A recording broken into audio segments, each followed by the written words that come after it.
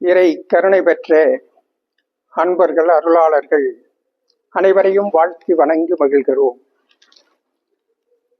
அன்பிற்கினியவர்களே, நாம் தொடர்ந்து பல பதிவுகளில் அரசியல் பற்றிய அறம் சார்ந்த அரசியல் பற்றிய செய்திகளை பகிர்ந்து கொண்டு வந்திருக்கிறோம். அதனுடைய விளைவாகவோ என்னவோ தெரியவில்லை, பல அரசியல் பிரமுகர்கள், தெரிந்தவர்கள், தெரியாதவர்கள், இப்படி பலரும் நம்மோடு தொடர்புக்கு வருகிறார்கள். அவர்கள் பல ஐயங்களை எழுப்புகிறார்கள். அதற்கான விளக்கங்களை நாம் ஈசனினுடைய அருளால் அவன் சொல்லுகிற செய்தியை தந்து கொண்டிருக்கிறோம்.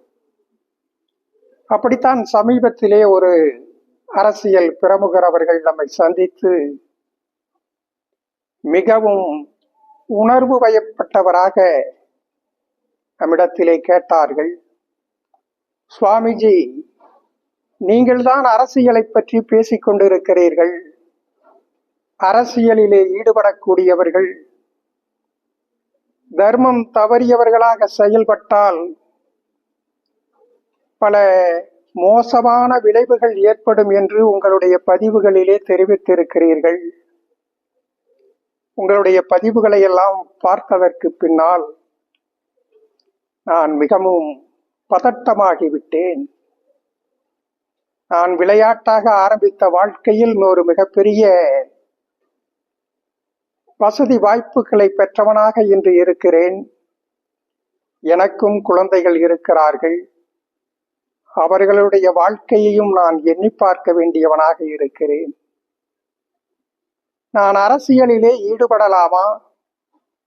தொடர்ந்து அரசியலிலே ஈடுபடலாமா, அல்லது நான் அரசியலை விட்டு விலகிக் கொள்வதுதான் உசிதமாக இருக்குமா என்பதை நீங்கள் எனக்கு தெரிவிக்க வேண்டும். அதனுடைய அடிப்படையிலே நான் முடிவெடுக்கலாம் என்று எண்ணுகிறேன் என்று அவர்கள் உருக்கமாக கேட்டார்கள். நாம் வியந்து போனோம்.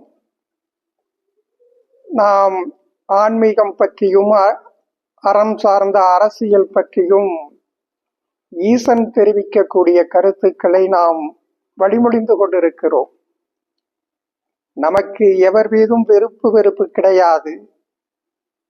இவர்கள்தான் ஆட்சியாளர்களாக இருக்க வேண்டும், இவர்கள் ஆட்சியாளர்களாக இருக்கக்கூடாது என்கிற எந்த விதமான வெறுப்பும் நமக்கு கிடையாது. ஈசன் எதை சொல்லுகிறாரோ, ஈசன் சொல்லுகிற மொழிகளை நாம் வழிமொழிந்து கொண்டிருக்கிறோம். இந்த மண்ணில் அரசியல் என்பது புனிதமானது, தெய்வீகமானது. அந்த அரசியலிலே தெய்வீகமானவர்கள், இறைநிலை பெற்றவர்கள் அரசாளுகிறவர்களாக இருக்க வேண்டும். அதுதான் அரசியல் தர்மம் என்பதை ஈசன் தெளிவுபடுத்துகிறான். அதை நாம் வழிமொழிந்து கொண்டிருக்கிறோம். அவன் அருளாலே அவன் தாள் வணங்கி மாணிக்க வாசக பெருமான் மனமுருகி சொல்லியதைப் போல எல்லாம் அவன் செயல் என்பதை நாம் முழுமையாக உணர்ந்து அவனுடைய பாதையிலே செயலாற்றி கொண்டிருக்கிறோம். நம்முடைய செய்திகள், நம்முடைய பதிவுகளில் வெளியிடக்கூடிய செய்திகள் ஏதோ சில மனிதர்களை எட்டும். அவர்கள் எந்த அளவுக்கு சிந்தித்து பார்க்கிறார்கள், அதனால் எத்தகைய தாக்கங்கள் ஏற்படும் என்பது பற்றியெல்லாம் நாம் எதுவும் யோசிப்பது இல்லை. ஈசன் சொல்லுவதை நாம் வழிமொழிந்து கொண்டிருக்கிறோம், அவ்வளவுதான். ஆனால் அந்த செய்திகள் இன்றைக்கு அரசியலிலே இருக்கின்றவர்கள் மத்தியிலே ஒரு பெரிய தாக்கத்தை உருவாக்கி கொண்டிருக்கிறது என்பதை அறிகிற பொழுது எல்லாம் அவன் செயல், அவன் அருளாலே நிகழ்ந்து கொண்டிருக்கிறது என்பதைத்தான் நாம் மனப்பூர்வமாக உணர்ந்து கொள்ளுகிறோம். அவருக்கு நாம் தெரிவித்த செய்தியை உங்களோடும் பகிர்ந்து கொள்வது இந்த சமுதாயத்திற்கு பயனுள்ளதாக இருக்கும் என்பதான ஈசனினுடைய உத்தரவால் அதை உங்களோடு பகிர்ந்து கொள்கிறேன். அவருக்கு நாம் தெளிவுபடுத்தினோம். இந்த உலகம் தர்மத்திற்கானது, மனித வாழ்க்கை தர்மத்திற்கானது, அரசியல் தர்மத்திற்கானது என்பதை நீங்கள் முதலிலே உணர்ந்து கொள்ள வேண்டும்.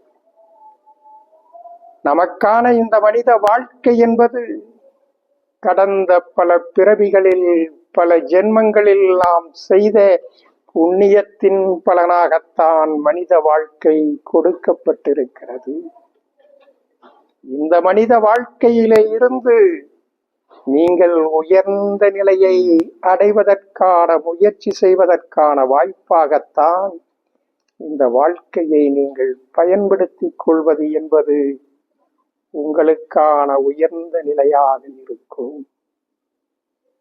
இந்த சமுதாயத்திலே வாழக்கூடிய மனிதர்கள் அத்துணை பேரும் தர்மத்தோடு வாழ்வதற்கு கடமைப்பட்டவர்களாக இருக்கிறார்கள்.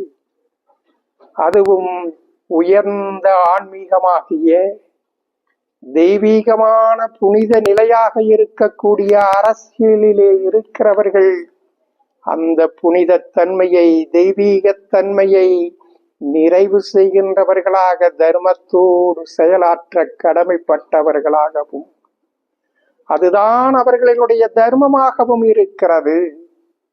அந்த தர்மத்திலே இருந்து வீழ்கிறவர்கள் பாவத்தின் தண்டனைக்கு உள்ளாவதை எவராலும் தடுத்து நிறுத்த முடியாது என்று நாம் மொழிந்தது ஈசன் தெரிவித்திருக்கக்கூடிய சத்தியமான உண்மை.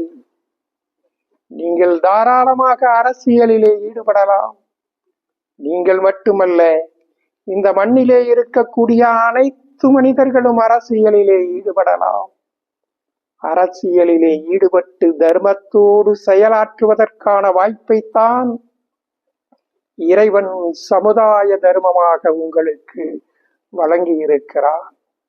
நீங்கள் தூய்மையான தொண்டும் சேவையும் செய்வதற்கான மனம் உங்களுக்கு இருக்கும் என்று சொன்னால், அதை நிறைவேற்றுகிற வைராக்கியம் உங்களுக்கு இருக்கும் என்று சொன்னால், இந்த மனித குலத்திற்காக அர்ப்பணித்துக் கொண்டு உங்களால் செயலாற்றுவதற்கான மனமும் தகுதியும் அதற்கான மனோபலமும் இருக்கும் என்று சொன்னால், நீங்கள் தாராளமாக அரசியலிலே ஈடுபடலாம், தேர்தலிலே போட்டியிடலாம். ஆனால் அதுவல்லாமல் அரசியலை நீங்கள் பயன்படுத்தி உங்களுடைய சுயநலத்திற்காக பயன்படுத்தினீர்கள் என்று சொன்னால், உங்களுக்கு அந்த தர்மத்தின் தண்டனை என்பது தவிர்க்க முடியாதது ஆகிவிடும் என்பதும் நிதர்சனமான உண்மைதான். அதுதான் இந்த பிரபஞ்சத்தினுடைய நியதியாக இருக்கிறது.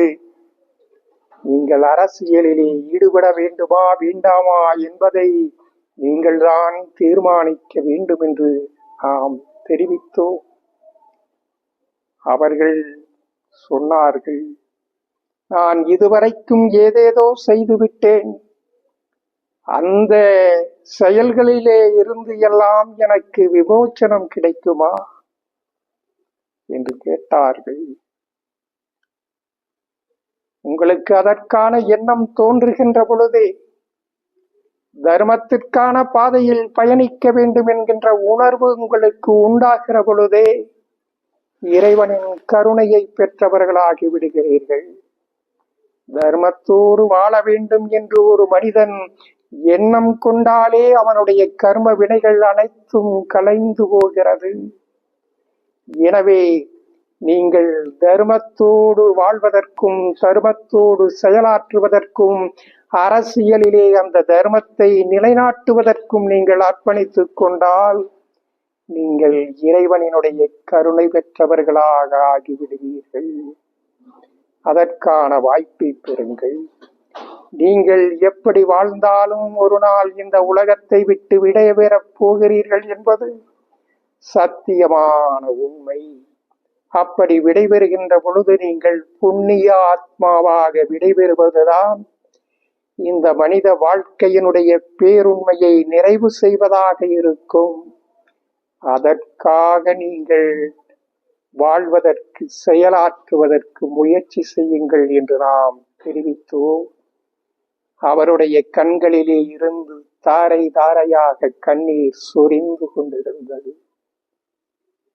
அவர் உண்மையை, பேருண்மையை உணரத் தொடங்கிவிட்டார்கள் என்கிற உணர்வு நமக்கு பெரும் நிறைவை தருவதாக இருந்தது. எல்லா மனிதர்களும் அரசியலிலே ஈடுபடக்கூடியவர்கள், சமுதாயத்திலே வாழக்கூடியவர்கள், எல்லா மனிதர்களும், அதுவும் அரசியலிலே பொது வாழ்க்கையிலே ஈடுபடக்கூடியவர்கள் தர்மத்தோடு செயலாற்றுவதற்கு, செயல்படுவதற்கு முன்வாருங்கள். அப்போது நீங்கள் புண்ணியம் பெற்ற ஆத்மாக்களாக உங்களுடைய வாழ்க்கையை நிறைவு செய்வீர்கள். இறைவனினுடைய கருணை உங்களுக்கு கிடைக்கும். அந்த வாய்ப்பை அனைவரும் பெற வேண்டும் என்பதே இறைவனின் செய்தியாக இருக்கிறது. அனைவருக்கும் பரிபூரண நல்லாசிகள்.